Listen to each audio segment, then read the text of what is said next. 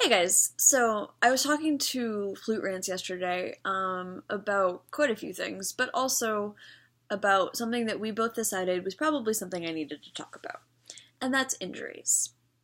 Um, it's something that basically 95% of the musicians in the world have had to deal with in some way. And somehow no one ever talks about them, and none of your teachers really mention the fact that, like, incorrect practicing, over practicing, and all these things can lead to injuries. Some of you guys have amazing teachers who do say these things, but I know for a fact that through my 6 years of upper level education, no one ever mentioned this to me. The reason I know about it is because I spent a lot of time researching it, I spent a lot of time on the internet listening to people, and I've also had them myself. For those of you who don't know, 2 years ago I was diagnosed with carpal tunnel. Um, it was very minor, and I was able to come back from it, but it's something that happened to me. So, I want to talk about the three really major ones that you see most often in musicians. This is mostly in wind players, but definitely also in the other instrument types. So I want to talk about them a little bit, why avoiding them is the best for you, and then also about good practices for practicing so that you can avoid these things. So, the three big ones are tendonitis, carpal tunnel, and focal dystonia. Tendonitis is the one that you've probably encountered the most. Some of you might have had it, some of you may still have it. It's an inflammation of the tendon due to overuse. It's painful, and it does mean that you have to pull back. You usually need a brace of some sort, and you usually have to either take time off or practice minimally. Like, it does set you back. That being said, some people see it as kind of a thing you work through. Don't let it do that.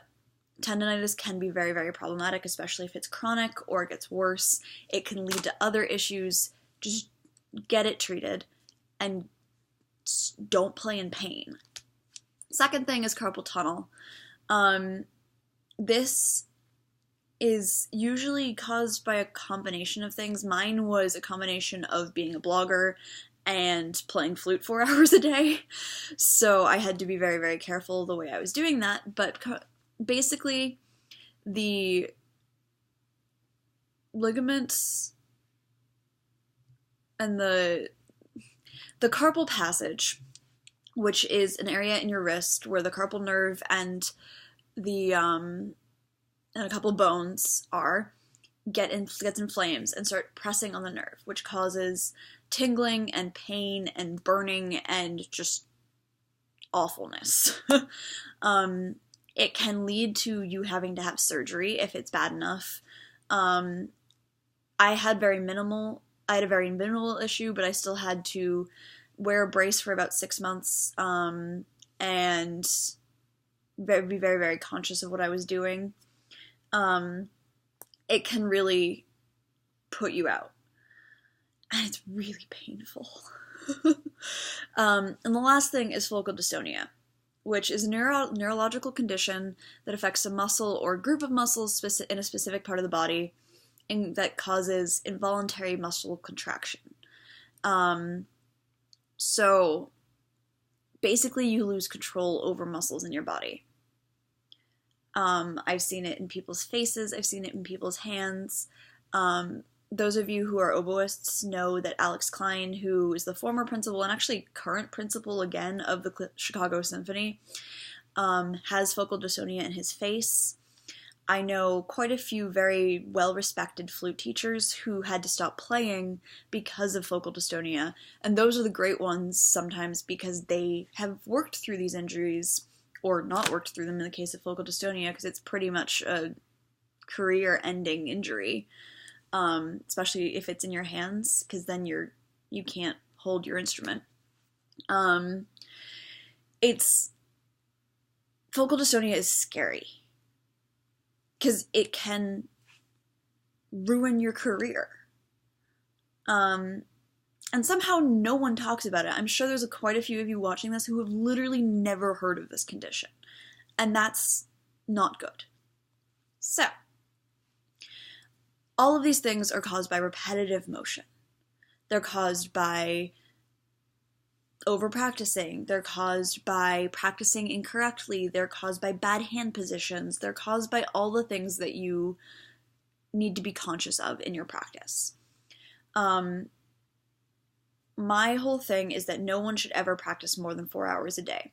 Your mental capacity to practice is 4 hours a day, let alone your physical capacity. You should never be practicing more than 2 hours at a time. You should always take breaks. Every 30 to 45 minutes is really the best option. Definitely every hour.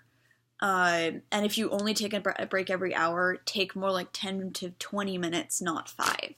What I like to do is 4 sessions of 30 minutes with 5-minute breaks in between.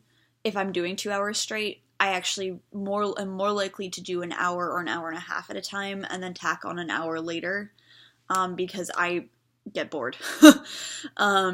But taking breaks, making sure that you're not playing with tension, like stopping, resetting, really being conscious of the way you're playing. I love playing in mirrors because it really shows me where my hands are going. And for me, whenever my right hand starts hurting, it means that my hand is in the wrong position, because it means that my carpal tunnel is either flaring up or I'm starting to re-injure myself. And so then I immediately stop.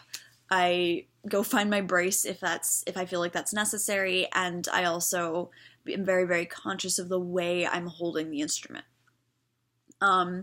That's another thing. Don't play in pain. I know there's a big thing about how we're athletes and athletes play through pain and we should play through pain too, but the reality is this is your livelihood. If you're playing in pain, you're opening yourself up to major injuries that can kill your career, not just put you back 6 months. As in the grand scheme of things, being able to play for 40 years is much more important than being able to play next week. Taking that time to heal and get better and have longevity is much, much, much, much more important than your lesson next week. And your teachers shouldn't understand. Like, you have to take care of your body. I have very strong feelings about this. Also, one of the big things for me that I never really thought about until I started really looking into this and really thinking about it is varying the way you practice. I have 3 technique books that I rotate through. And it's not just because I get bored. It is because I get bored, but it's not just because of that. It's because doing the same exercises every day in the same way can also lead to these injuries. It's all about repetition, but it's all about varied repetition. So have a 3-day cycle of a bunch of different exercises, because you don't have to do everything every day. Doing certain things well is much more important than getting through everything.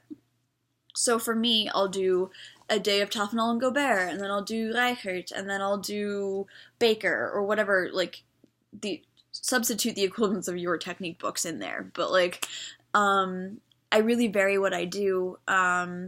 If I do very, very technical work on something, I'll leave it for a day because I don't want to hurt myself.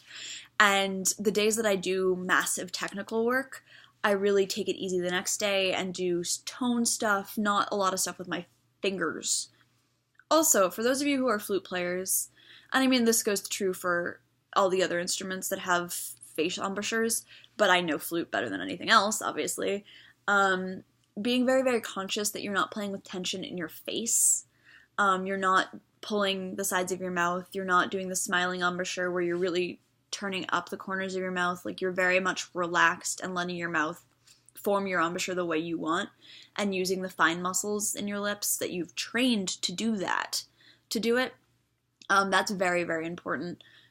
Take a couple seconds and just go into a mirror and play around with your face and see how it falls the best and the most natural, like where you feel comfortable forming a flute embouchure. And then work off of that rather than trying to force yourself to do something that your teacher has told you or that you've seen in other players. Those of you who see me play, which I mean is probably most of you at this point because I post a daily video, know that my embouchure is very, very far to the right, which is very unusual for flute players, but it's where my embouchure falls, it's where it's relaxed, and I'm not moving it because I don't want to hurt myself. There's people who play almost in the corner of their mouth.